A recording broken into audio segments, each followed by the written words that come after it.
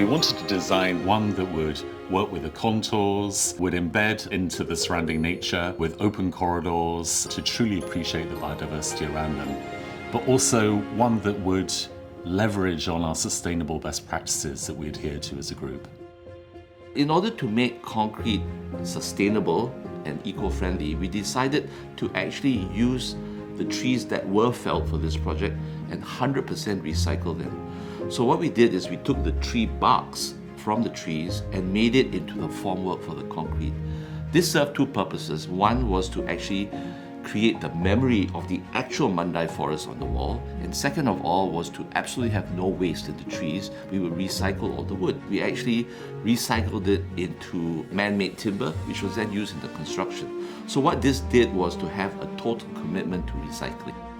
Building in such an environment meant every step had to be precise.